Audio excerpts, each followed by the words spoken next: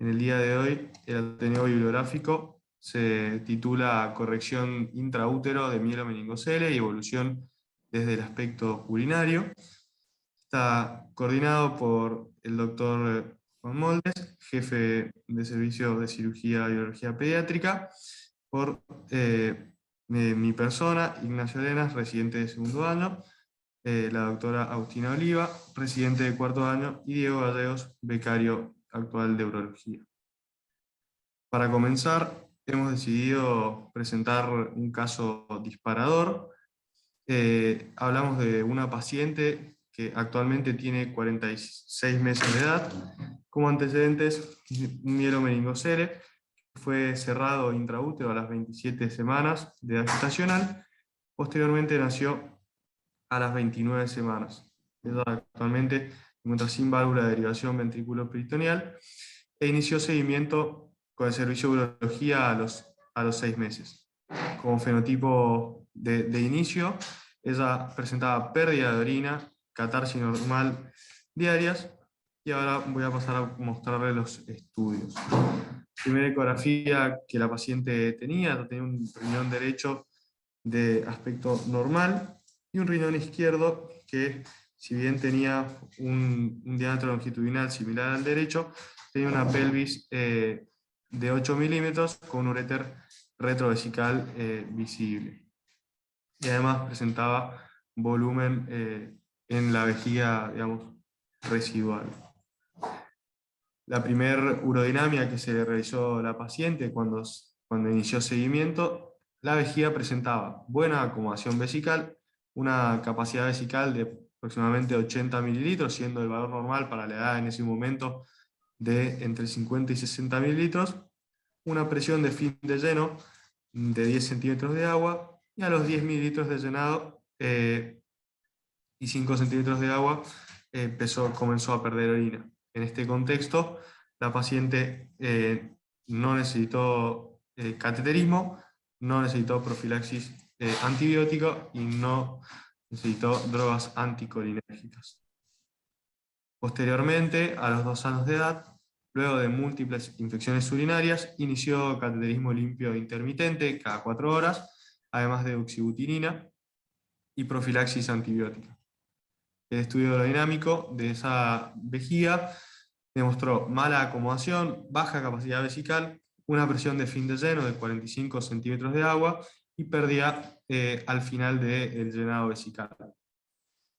Esta es la ecografía posterior, digamos, a estos eventos, donde se seguía viendo el riñón derecho de aspecto normal, y el riñón izquierdo tenía una pelvis de 16, como pueden ver en las imágenes, y un uréter lumbar ya visible de 8 milímetros, con un volumen vesical de 50 centímetros cúbicos. La cistoaerodinamia demostró un reflujo vesiculolateral grado 4, pasivo, que iniciaba a partir de entre los 5 y los 10 mililitros de llenado. Se puede ver en las imágenes, dado cómo se pinta el uréter izquierdo. Y la cistoaerodinamia también mostraba una vejiga de morfología piriforme, de contornos irregulares, con formaciones diverticulares, con una capacidad de 70, con este reflujo que les comenté, y una presión de pérdida de 5 centímetros de agua.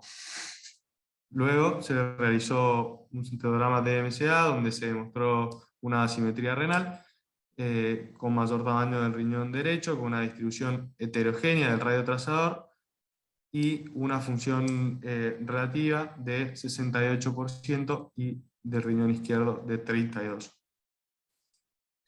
En este contexto se decidió la inyección endoscópica, antes de pasar con el artículo, el meato o sea, el tratamiento del reflujo izquierdo, que eso se realizó en agosto de este año, y la paciente actualmente se encuentra en seguimiento posterior a eso.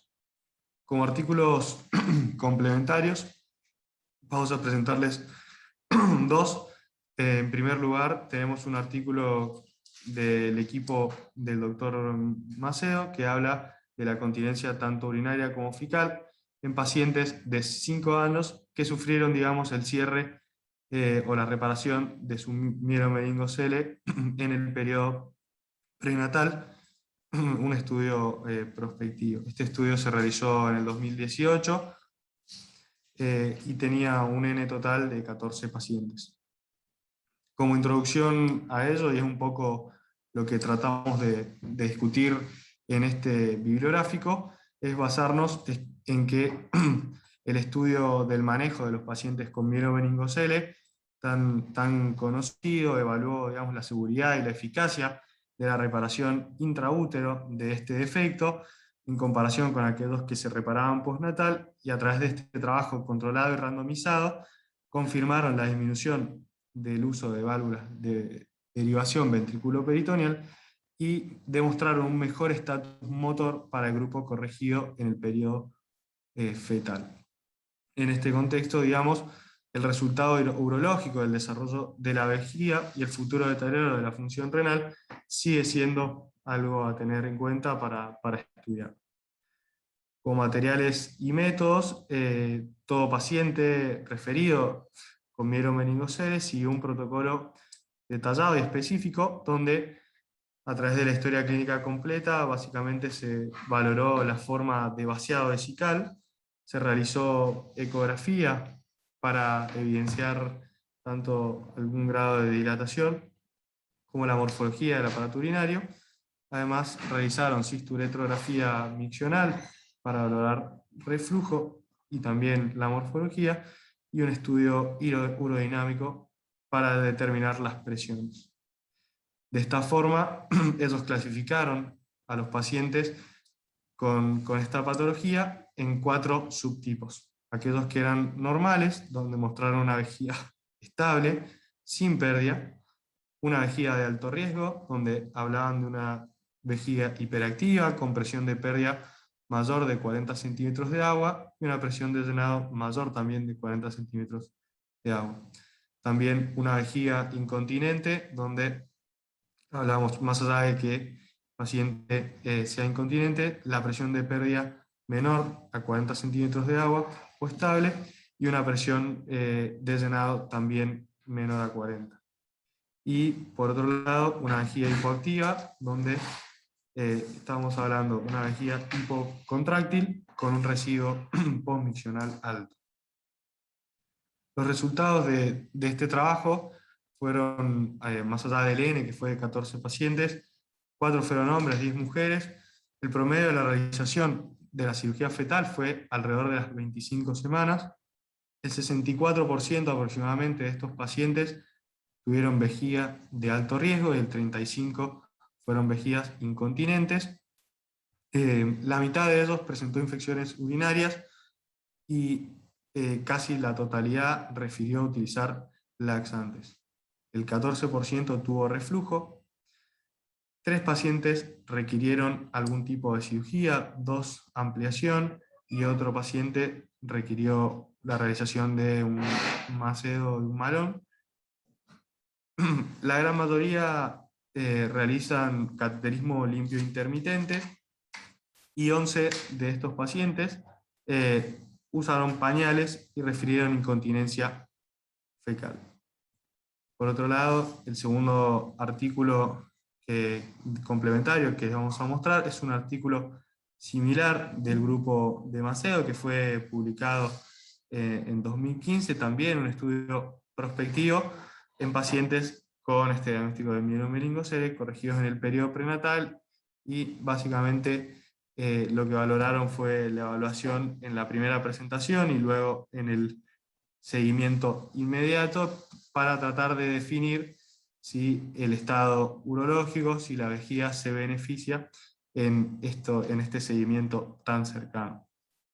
Como materiales y métodos fue similar al artículo previo, donde a través de la historia clínica trataron de valorar el patrón de vaciado, a través de la ecografía valorar la hidronefrosis, de la cisturetografía el reflujo y la morfología vesical, y a través del estudio hidrodinámico la presión de lleno, de pérdida y la capacidad.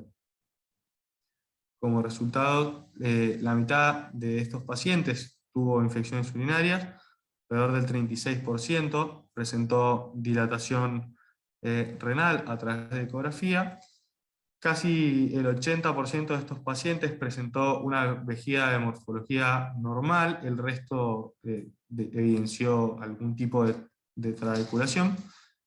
Todos tuvieron vejiga hiperactiva, un cuarto demostró reflujo vesicoureteral.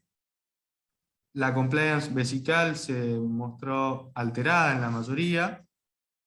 Alrededor del 60% tuvieron una capacidad vesical reducida.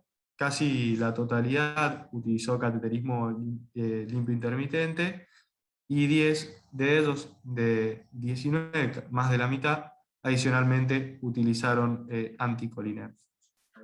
Bien, como les comentaba que este es el artículo principal, fue publicado a principios de este año en el Journal of Pediatric Urology, se titula Corrección de mielomeningocele intraútero y la incidencia de cirugía en el tracto urinario inferior, un estudio prospectivo, también del equipo del doctor Macedo. Como introducción, y como ya estuvo comentando Ignacio previamente, en cuanto al cierre intraútero, el estudio MOMS demostró beneficios de este procedimiento respecto a la menor necesidad de shunt y a mejorar el aspecto a futuro motor. Sin embargo, la vejiga del aparato urinario es aún motivo de controversia. Hay tantos estudios que demuestran mejoría como otros que no demuestran cambios. Y el objetivo de este estudio fue determinar la incidencia, o sea, el número de cirugías del tracto urinario inferior en pacientes con mielomeningocele corregidos intraútero. En cuanto a los materiales y métodos, se trata de un estudio prospectivo a partir del año 2011, donde se incluyeron pacientes con mielomeningocele que se haya realizado una cirugía correctiva intraútero.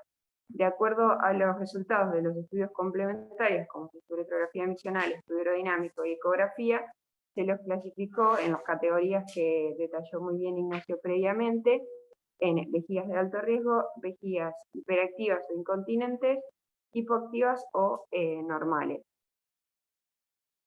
Las variables que se analizaron fueron, en primer lugar, y dentro del objetivo primario, la prevalencia de cirugía en el tracto urinario.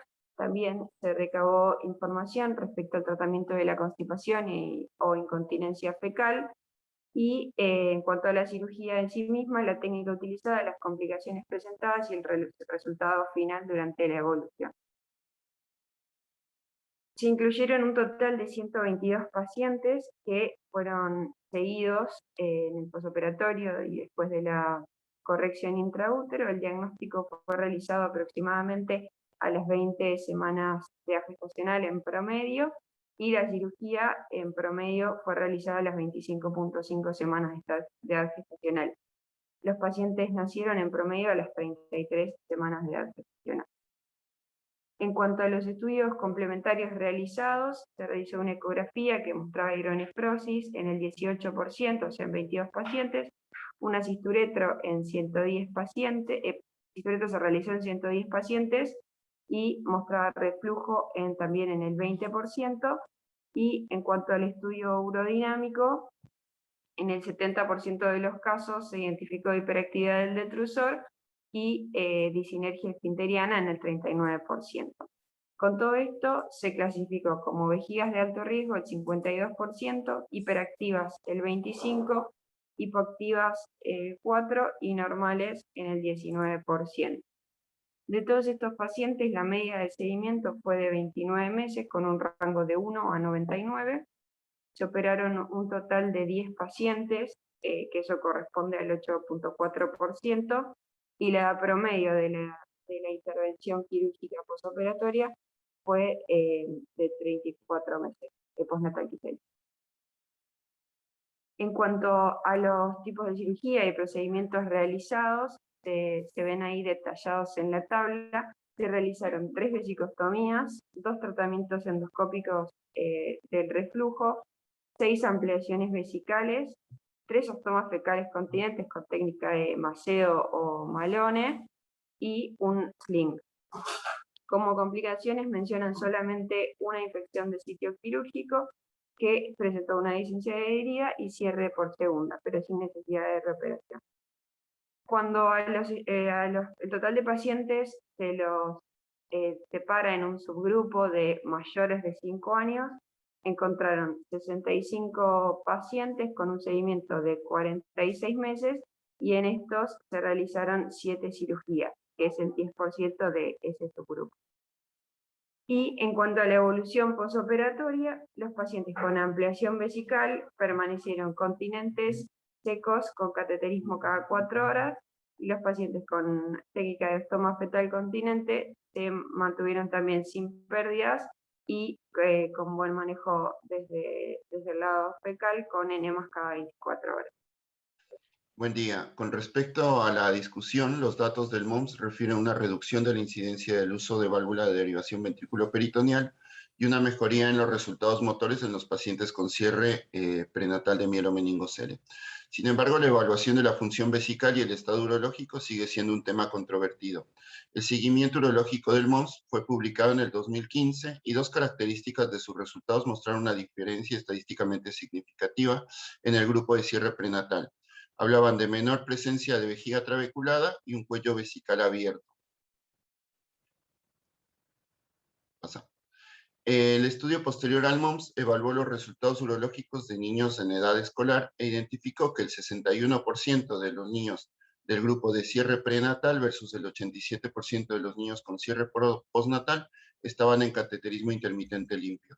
Además, se informó micción espontánea en el 24% del grupo de cierre prenatal y el 4% en el grupo de cierre postnatal. Sin embargo, de 19 pacientes del grupo de cierre prenatal con micción espontánea, solo 4 tenían una flujometría con curva normal. Por lo tanto, los hallazgos favorables en el grupo prenatal con respecto a la micción espontánea no se acompañaban de una diferencia estadísticamente significativa entre los dos grupos con respecto a los hallazgos urodinámicos.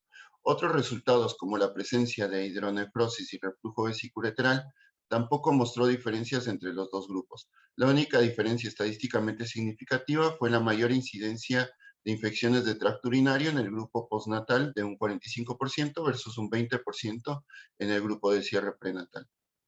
El equipo de Indiana decidió evaluar el riesgo de perforación vesical en vejigas ampliadas. Con un total de 500 ampliaciones vesicales, encontraron un riesgo de perforación espontánea del 8% y del 6% si los casos se habían ampliado con ilium. También observaron que el tener un ostoma cateterizable reduce el riesgo de perforación, pero aumenta el riesgo de cierre de cuello vesical. El autor menciona que el grupo de mielomeningocele de Sao Paulo fue pionero en la cirugía intrauterina. De este grupo, los pacientes son controlados por lo menos una vez al año y el seguimiento urológico lo realiza el mismo profesional y genera una base de datos uniforme. La interpretación clínica y los exámenes de imágenes y urodinámicos a lo largo del tiempo permitieron a los autores tener material para definir prospectivamente el riesgo de cirugía en pacientes con mielomeningocele operados prenatalmente. Los autores mencionan que otros autores pueden considerar que el estudio, al ser de una sola institución, es una limitación, pero ellos consideran una fortaleza en medida que todos los datos se evalúan objetivamente y están disponibles en el mismo sitio, además que el estudio urodinámico se realiza bajo la misma metodología y en el mismo dispositivo. Los criterios para indicar cirugía también son homogéneos y no varían entre los diferentes servicios. En conclusión, a pesar del tratamiento adecuado para vejiga neurogénica, se debe considerar una mayor incidencia del 10% de cirugías en pacientes mayores de 5 años y del 12.9% si se incluye en el grupo de alto riesgo y parámetros de presión sistométrica del detrusor mayores a 40 centímetros de agua. Gracias. Habíamos hecho el checklist con respecto al artículo principal. El título fue acorde al tema en estudio, la respuesta fue sí. Fue publicado en una plataforma validada, fue publicado en el Journal of Pediatric Urology. ¿Qué buscamos leyendo este artículo? La respuesta fue C, conocer las diferentes opciones terapéuticas. Y el estudio fue doble ciego y aleatorizado, la respuesta fue no, y los resultados fueron significativos, es decir, con una P mayor a 0.05 o con un coeficiente de mayor del 95%, y la respuesta fue no. Bueno, muchas gracias por las presentaciones, me parece que fue muy interesante. Em, Invitamos también a Santiago Portillo, que es el jefe de neurocirugía pediátrica acá del hospital, que están haciendo cirugías intraútero como para participar de esto. Así que Santiago, bienvenido y muchas gracias por estar tan tempranito. Muchas gracias, Juan. Em, ¿Algún comentario inicial como para empezar la charla? Y es que leyendo un poco para este Ateneo, encontré un dato que la mortalidad de pacientes con virus meningocele nacidos en 1970 era sumamente alta. Solamente el 30% sobrevivían a la edad adulta, y que el 50% de los fallecidos eran antes de los 5 años. Así que fíjense de dónde partimos a dónde estamos hoy en el tratamiento de los pacientes con vejiga neurogénica, ¿no? Con virus meningocele. Otro dato interesante en relación a los artículos mencionados, el MOMS, ese estudio que se terminó en el 2010, en 2011 me parece. Lo interesante es que ese estudio se suspendió, eran 3 centros americanos, y más allá de los resultados que iban arrojando sobre los resultados cognitivos, motores, urológicos de la corrección intraútero, sin embargo tuvo que ser suspendido por el alto índice de partos prematuros que tenían. Tenían casi un 40% versus un 4 o 5% en los pacientes que no eran operados, así que por eso se suspendió, con lo cual el tratamiento intraútero no es un tratamiento inocuo, más allá de algunos buenos resultados que tiene, ¿no? Y parecía estar claro que de la bibliografía surge que la indicación del tratamiento intraútero no es desde lo urológico, sino más desde el resto de los aspectos que tienen los pacientes con virus meningocele. Así que, para empezar un poco la charla, Santiago, yo te quería primero preguntar ¿cuándo se decide el tratamiento intraútero de un paciente con miedo? ¿Son todos los pacientes candidatos o uno elige alguno en especial? Bueno, buen día a todos. Si bien en principio el MOMS hablaba de un límite de tamaño de los ventrículos que era menor a 15 milímetros, hablaba también de motilidad conservada, hablaba también de no tener ninguna malformación a nivel de los pies, o sea que no hubiese pivot ni nada. Los criterios actuales ya dejaron de hablar de la hidrocefalia. Perdón, también habría que mencionar que deberían tener malformación de Chiari. Los requerimientos actuales ya no hablan de la hidrocefalia, o sea que ponen mayor énfasis quizás en la recuperación motora del paciente. Creo que, digamos, sigue habiendo un agujero negro en cuanto a cómo va a ser la evolución urológica del paciente.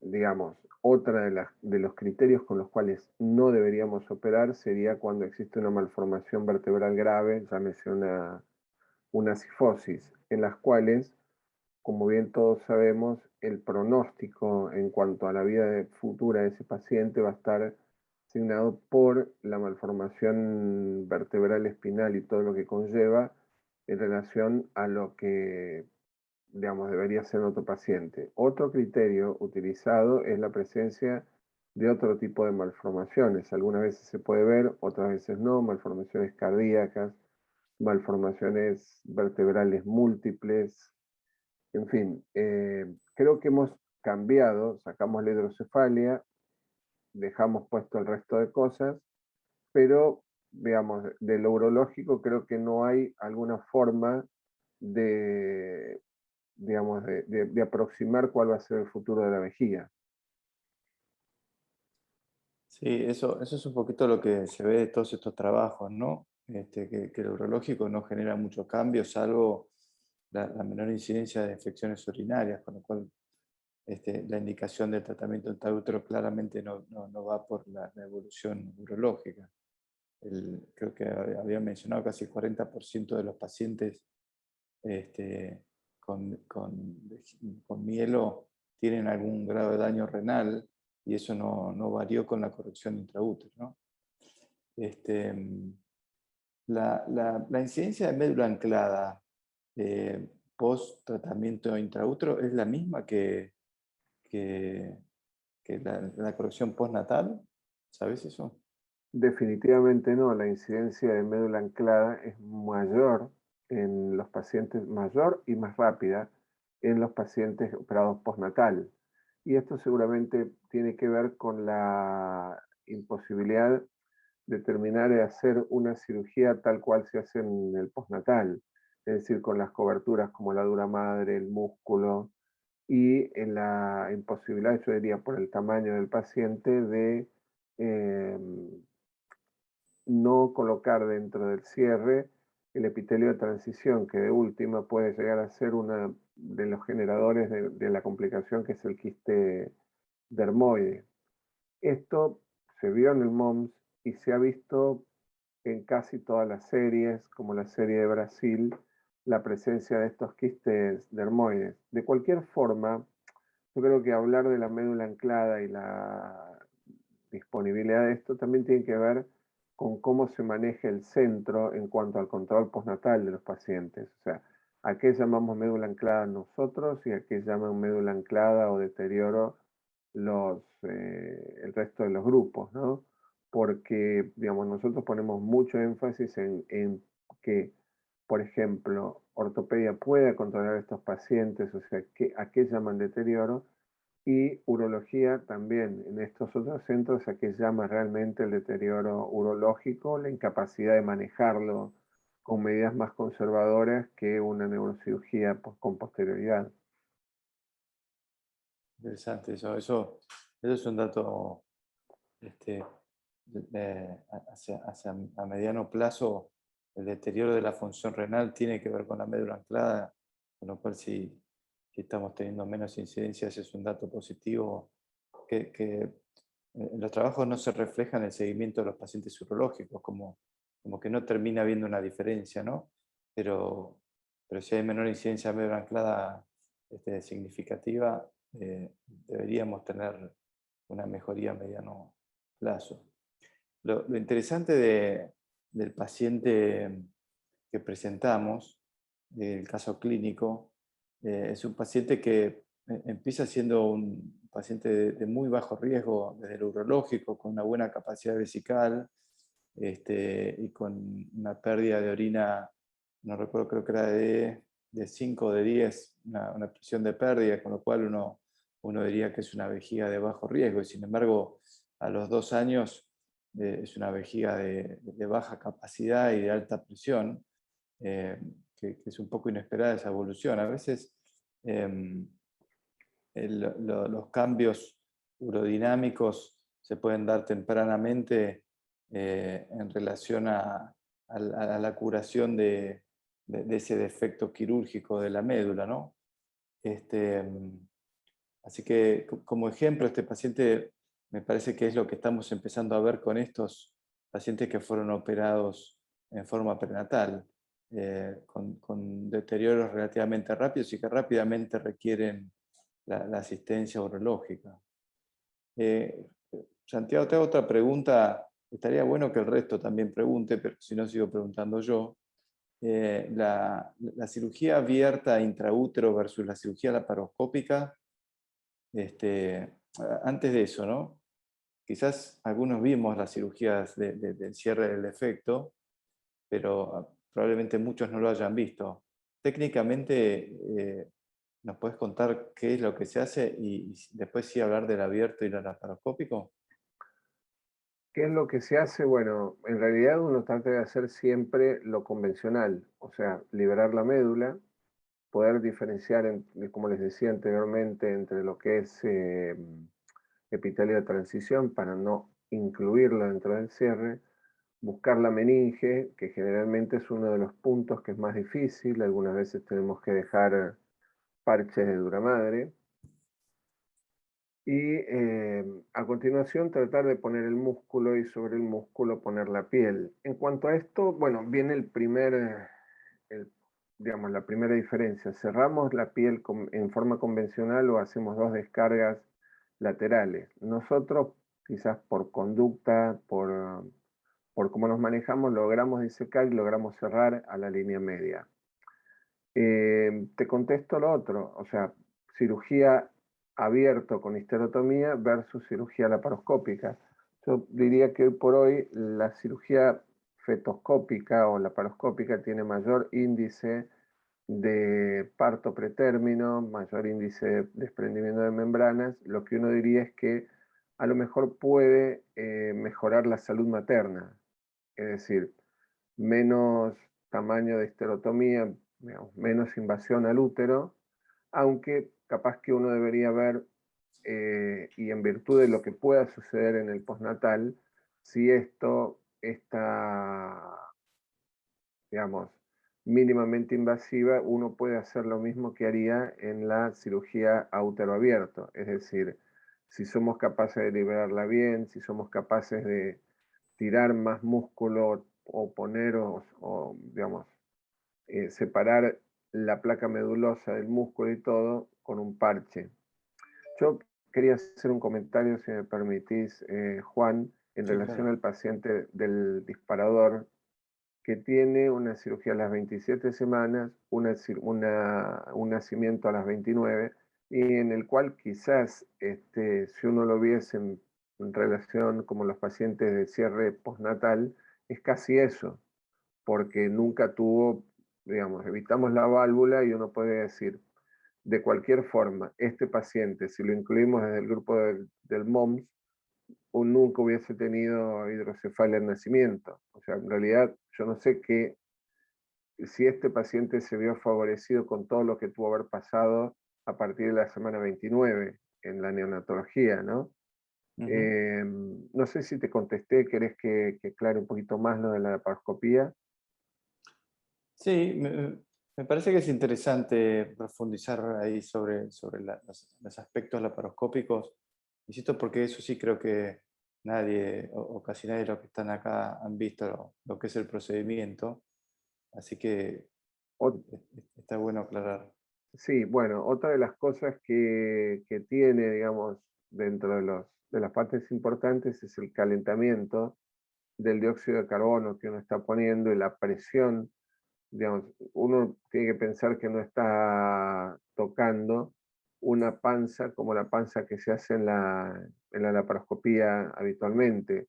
Uno está tocando, o el continente de ese dióxido de carbono es un útero que tiene que estar relajado, con lo cual mantener ese dióxido de carbono, impedir la fuga a través de los canales de trabajo, de los puertos, es mucho más difícil, y algunas veces movilizar al feto y el espacio que uno tiene a pesar del instrumental de Milidap como para movilizar y suturar ese efecto, es un poco del defecto, perdón, yo diría, tiene un grado más de dificultad que en la cirugía útero abierto. Ahora, si hacemos un paréntesis y hablamos de la cirugía útero abierto, creo que en qué evolucionamos y para mejor nosotros, en que podemos disminuir el tamaño de la incisión, teniendo en cuenta que el neurocirujano no todo el tiempo está trabajando en la totalidad del defecto. O sea que uno tiene la capacidad de rotar el defecto y exponer únicamente en el lugar donde está trabajando, en cuyo caso uno diría, bueno, no estamos perdiendo, no estamos haciendo una incisión tan grande como haríamos al principio. Interesante. Yo tengo una pregunta, Juan, para Santi. ¿Cómo estás, Santi? Buen día. Hola, buen día. ¿Cuál es la incidencia del parto prematuro post cierre intraútero? La incidencia del parto prematuro yo diría que está en la laparoscópica, debe estar alrededor del 30%. Si uno pusiese como número las 38 semanas, y yo diría que estamos logrando un 25 o 20 con la cirugía útero abierto, o sea, lo que uno en este caso de fetal podría decir eh, normal, poniéndolo como fecha, ¿no? Como fecha, que es un poco lo que hacemos nosotros con los que vamos a cerrar intraútero. Si bien decimos 39 semanas, estamos en la 38 para hacerlo. Perdón, te diría 40% de los hechos en laparoscópica y 20-25% en los útero abierto.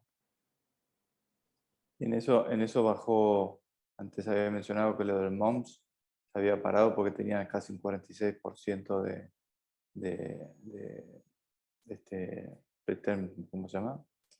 Nacimiento pretérmino, con lo cual esos números han mejorado. Evidentemente la técnica ha mejorado, pero igual sigue siendo un poquito alto, ¿no? Ahí preguntan Santiago, Héctor, ¿cuántos puertos se utilizan cuando se hace el laparoscópico? Hay dos posibilidades. Una es hacer 2 puertos. Un puerto trabaja con una cánula que, además de ser la cánula con la introducción de la óptica, se genera un puerto de trabajo más otro puerto de trabajo. ¿Cuál es la dificultad de este caso? Es que una mano, o sea, requiere 2 operadores. Uno de ellos trabaja, sería, si quieren decirlo, la mano derecha, y el otro sería la mano izquierda, con lo cual requiere mucho más entrenamiento. Y lo que se hace, digamos, con más frecuencia, que es lo que nosotros hacemos, es trabajar con 3 puertos. Un puerto para la óptica y 2 puertos para el instrumental de Minilab, que en este caso están en manos del mismo operador. O sea, permite una cirugía más rápida, sin duda alguna, que requiere otro operador, entre comillas, que sea el que mantenga el feto en el campo, que ese es uno de los problemas, ¿no? Otro, cómo el feto se mueve en el campo y cómo uno puede perder en relación a tener que sacar la óptica porque la óptica se empaña, o tener que cambiar el instrumental. Le voy a hacer una pregunta a Lisandro o a Cuideval o a Morrucho Sentañe. ¿Ustedes han visto pacientes con cierre intraútero? ¿Han tenido pacientes urológicos? ¿Cuál es su experiencia con estos pacientes? La nuestra en general es desde el urológico, que no tienen cambio en relación a un paciente que ha sido cerrado postnatal, y de hecho incluso en algunos nos parece que hemos tenido que intervenir antes de los tiempos habituales o con cateterismo, o con relajantes vesicales, o con alguna vesicostomía. Bueno, Morrucho, sí. ¿cómo estás? Yo tengo 2 pacientes que operaron ustedes o el de Austral, o sea, no porque haya participado nosotros. Y he visto que en realidad no hay cambios urológicos, pero algo mejor andan en cuanto a las presiones endovesicales sobre todo, y riesgo inmediato de hidronefrosis. No sé si eso cambia después, porque antiguamente decíamos que ponderar una vejiga neurógena al nacimiento era prematuro, porque cambiaban las resistencias con el tiempo, y lo que era baja resistencia cervicoletral al nacer terminaba siendo alta a los 5 años. O sea, la evolución de la vejiga neurógena seguía, el comportamiento de la vejiga del cuello sobre todo progresaba hacia el aumento de resistencia progresivamente, no, y entonces el nacimiento medio prematuro para valorar esos pacientes en esa edad. Yo he visto que Macedo publica muchos pacientes operados a los 3 años, y veo que utiliza muchas pausas para dotar a una vejiga de bajas presiones. Pero esos PAUS condicionan la infección urinaria con el tiempo de forma más importante que las ampliaciones vesicales. Por ejemplo, casi están prohibidas para nosotros hacer PAUS en vejigas neurógenas. Agrandar vejigas es una cosa, hacer bolsas intestinales es otra. No sé qué opinión tienen ustedes al respecto. Esa es mi experiencia en general. Sí, nosotros tampoco hacemos pouch, definitivamente. Maceo los hace porque los hace con una técnica que él describió, pero es verdad que no solo los trabajos de Macedo hablan de mayor incidencia de infecciones urinarias en estos pacientes, ¿no? Y resaltar el alto porcentaje de los pacientes con vejigas de alto riesgo que son similares a los que están operados postnatales, ¿no? Ahí Lisandro, ¿quiere hacer algún comentario? Buen día, Juan. Gracias por la Lisandro. invitación. Bueno, creo que el tema es apasionante. Yo no tuve más que un paciente operado en el Austral que evalué a los 2 años, así que realmente no creo que pueda sacar muchas conclusiones de la experiencia personal, pero sí me gustaría destacar un par de cosas. Está claro que más allá del riesgo de prematurez, hay beneficios de la cirugía intraútero, por ejemplo, el hecho de usar menos válvula y mejorar la motricidad. Yo creo que si solamente logramos disminuir la morbilidad y probablemente la mortalidad, porque eso que vos mencionaste, Juan, al principio, de la alta mortalidad que había en los años 70, muchos tenían que ver con o por lo menos hasta donde yo entiendo, con la morbilidad o mortalidad que genera la válvula. O sea que solamente con que los pacientes tengan menos válvulas, por lo menos en mi medio, sería ya una indicación muy importante para poder ofrecer esa en los medios en los que hay. Por otro lado, me parece que decir que los resultados urológicos son inciertos, es una forma benéfica de decir que no cambió nada, ¿sí? Y entonces yo creo que lo cierto hasta ahora es que no es mejor. Entonces, cuando uno en un artículo, por ahí uno tiene un sesgo, dice, bueno, si esto es lo que está viniendo, si esto es mejor, si mejores resultados en la motricidad, en la disminución de la utilización de válvulas de derivación, y tenemos el sesgo de que tiene que ser mejor para la vejiga. Y hasta ahora lo cierto, por lo menos todo lo que yo he escuchado y leído, es que no es mejor. Entonces no es un resultado incierto. Lo cierto es que es igual, o es igual de malo. Entonces creo yo que uno tiene que ser un poquito más tajante con determinadas cuestiones y decir que las vejigas neurogénicas son de bajo riesgo, quizás para pacientes, por lo menos en la experiencia mía en Bahía Blanca, es muchísima la negación que hay de asumir a los padres que tiene un chico enfermo de por vida y que le puede condenar los riñones para el resto de la vida. Una vez que tenemos daño renal, sabemos que es irreversible. Entonces, una de las cosas que yo he tratado de enfocar en nuestro grupo es de insistir en el entrenamiento o en la información que damos a los padres, que incluso yo sé que en italiano por ahí tienen distintos pacientes o no a todos les dan cateterismo de entrada. Es como que uno tiene dos grandes grupos cuando mira a Buenos Aires. En el Garrahan yo creo que son demasiado proactivos, o sea, o demasiado invasivos, quizás, si uno quiere. Y en el grupo de ustedes por ahí yo veo que son demasiado permisivos en decir, bueno, si la urodinamia, como en este paciente, no es de alto riesgo, entonces no necesita cateterismo, pero cuando llegamos a los 2 años, por ahí llegamos tarde, porque todos tenemos pacientes que se nos pierden en el camino. Y creo que hay que insistirle a los padres que bajo riesgo de daño urológico hoy y ahora, pero son todos de bajo riesgo. Quizás debiéramos llamarlos a estos pacientes de alto riesgo y muy alto riesgo. O sea, de alto riesgo renal van a tener siempre, porque más del 50% de los pacientes en la serie de Macedo, y no es muy distinta, creo, en la serie del Austral.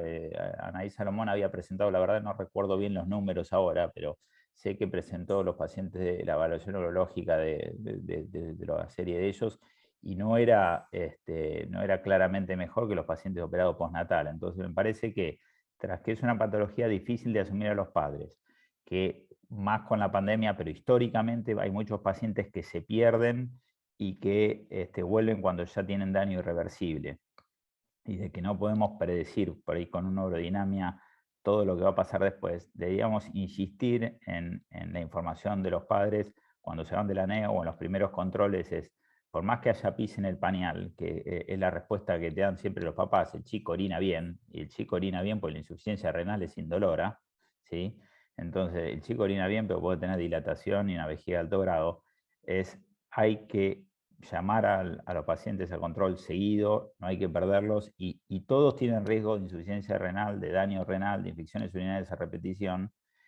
En todo caso, son de muy alto riesgo los que tienen una mala urodinamia, y los que tienen una buena urodinamia son de riesgo igual. Me parece que es importante que, sobre todo en los grupos que son referentes, que son obviamente los de capital en nuestro país, insistan en lo importante que es el control muy cercano de estos pacientes, y que por más que una urodinamia o una ecografía inicial diga algo, el paciente tiene riesgo siempre. Me parece que, es decir, el pronóstico urológico es incierto, o la vejiga es de bajo riesgo, en una patología que es muy difícil de asumir a los padres, como cualquier patología crónica, está haciendo que nos encontremos con pacientes que a los 2 años tienen daño renal irreversible, y creo que nos pasa a todos, incluso que tengamos al paciente a la vuelta de la esquina. Entonces creo que es fundamental que tratemos de prevenir esta situación. Más allá que creo que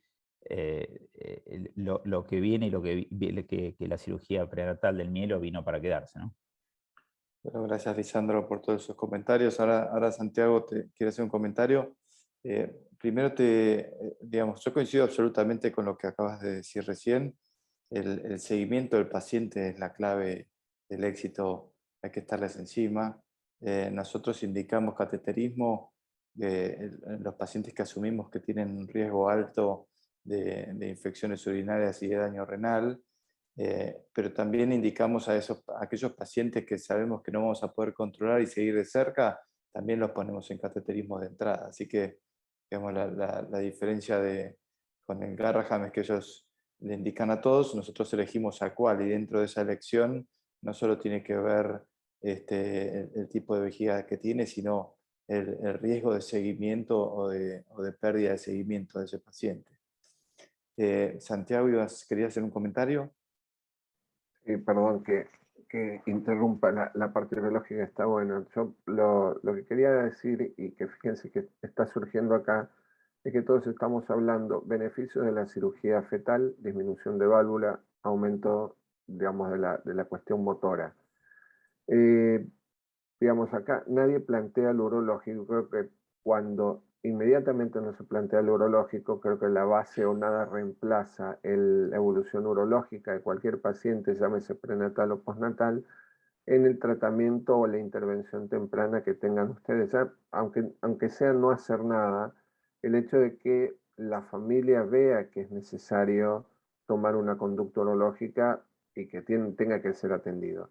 Cuando yo me formé en el Niños, creo que los peores pacientes desde el punto de vista urológico eran aquellos que no tenían válvula y que caminaban bien, que eran deambuladores independientes. ¿Por qué? Porque la creencia de esa familia, que encaja ahora en no tener válvula y caminar, era que por eso mágicamente tampoco tenía un compromiso urológico. Yo, digamos, cuando hablo no solo de lo prenatal o lo postnatal con los pacientes, hablo del urológico, pero en algo que yo he aprendido en el hospital, en el italiano, que es que, digamos, el pronóstico, capaz que me estoy equivocando en esto, pero mi apreciación es que estos pacientes, cuidados como se cuidan en el hospital, van a tener un buen pronóstico. Entonces, creo que la intervención temprana de ustedes vigilando es muy, muy importante. Y eso, digamos, también por ahí el Garraham hará algo que sea más activo, pero nosotros acá tenemos la intervención temprana y el cuidado temprano. Nada más. Sí, sí, hay un mix de pacientes diferentes, ¿no? Creo que eso es importante también de entender. Gracias, Santiago. Un comentario volviendo a lo que dijiste, Lisandro, es que creo que hubo una confusión un poco cuando se empezó a hacer la cirugía prenatal, en donde todos los resultados eran buenos. Y entonces dijeron que había menos cateterismo intermitente en este tipo de pacientes, que vaciaban un poco mejor, pero sin embargo nunca fue con P significativa, y creo que eso dejó como un sesgo que lo urológico también tenía que ser bueno, y recién después aparecieron un montón de trabajos prospectivos que demostraron que la evolución es igual desde el urológico, así que creo que estamos pudiendo ver que evidentemente con las intervenciones prenatales no hay cambios significativos del urológico y que deben ser tratados y vigilados como si no hubieran sido operados prenatalmente. Jefe. Estaba el perro ladrando. Bien. Escuchando todo esto, creo que lo que falta todavía es uniformar criterios. Es tantas las variables que juegan, aún en el MOMS con la marcha y aún en el MOMS con la móvil mortalidad de esta cirugía y aún el hecho de mejorar el KIAR y todo lo demás. Es tantas las variables que juegan. Por ejemplo, una variable que muy rara vez se menciona es el nivel del mielomeningo, por ejemplo, que es grosera, pero no. Creo que la N, para poder definir y decir esto es un poco mejor, un poco peor, en vejiga neurogénica estamos muy lejos todavía. Si no nos ponemos de acuerdo en las características de la vejiga neurogénica, ni la asociamos con algo. O sea que creo que el problema, en una generación no van a llegar a determinar qué vejigas son las que van el peor pronóstico y cuáles son los mejor pronóstico. Los extremos por ahí puede ser, pero no son comparables a la forma que estamos haciendo. Porque hay muchos factores que juegan. Aún la situación de la familia, la educación de la familia, las posibilidades económicas de la familia, todo eso juega en esto, pero no lo tenemos en cuenta muchas veces. Entonces uno apunta más grosero. Cateterismo de entrada, porque por eso evitamos un montón, está bien, es verdad. Pero creo que, como alguien dijo, todavía los resultados a largo tiempo son malos. No estamos dando una calidad de vida a largo tiempo. Porque la marcha mejore, es verdad, y como la marcha mejora, todo tiene que estar mejor. No, porque se afectan distintas raíces nerviosas. O sea que necesitas una N muy grande de casos para poder catalogarlos. Mientras tanto, es lo que cada uno en su experiencia personal va manejando. Eso no. De acuerdo, jefe. Ahí hay una pregunta de la gente nuestra. Si existe algún predictor desde el urológico para predecir modificación del futuro comportamiento vesical. Esa, jefe, si quiere, se la contesta usted. Y cerramos ahí, que no tenemos que ir a operar. ¿Qué? Si hay algún predictor urológico para saber qué comportamiento vesical va a tener ese paciente, supongo que a lo largo de la vida. Realmente puede haber varios, pero digamos que el chico se infecta a repetición, que el chico empieza a dilatar precozmente, aunque tenga aterismo intermitente, es preocupante. Y vos lo que tenés que preservar es función renal. Yo soy más suelto del cuerpo en derivaciones urinarias de estos pacientes, por lo menos a los de 5, 6, 7 años, que la familia tome conciencia y se pueda manejar. Pero así todo tampoco creo que sea la verdad. No tengo la verdad. Y estoy de acuerdo con Juan que yo viví la época que al mielomeningio ni siquiera se lo operaba de recién nacido. Porque que viva y que termine pronto. Y se analizaba el impacto en familias numerosas que tenían mielomeningio. Eso lo he vivido. Vos hablás de la década del 50. Bueno, yo me recibí en el 58. Y hay que vivir lo que es el día crucis de estos pacientes. Y si vos me preguntás cuántos mielomeningos conocí en la primera época, llegaban a los 2, 3 años, no eran muchos. No eran muchos. ¿Cuántos mielomeningos no caminaron porque no llegaron a la edad de caminar? Eran muchos también. Después empezó la cirugía precoz. La cirugía del mielomeningocele en la guardia del Gutiérrez y en Casa Cuna, en la década de 60 lo hicieron los cirujanos generales, el cirujano de guardia. Todo eso cambió. Han cambiado muchas cosas, pero estamos lejos de poder tener el número de pacientes como para establecer pautas. Mientras tanto, lo hacemos con impresión nada más. Más no te puedo decir. Gracias, jefe. Lisandro. Sí, una cosa que utilizamos o queremos utilizar como predictor es la urodinamia, y la dificultad que tenemos es que no podemos hacer urodinamias muy frecuentes como podemos hacer ecografías.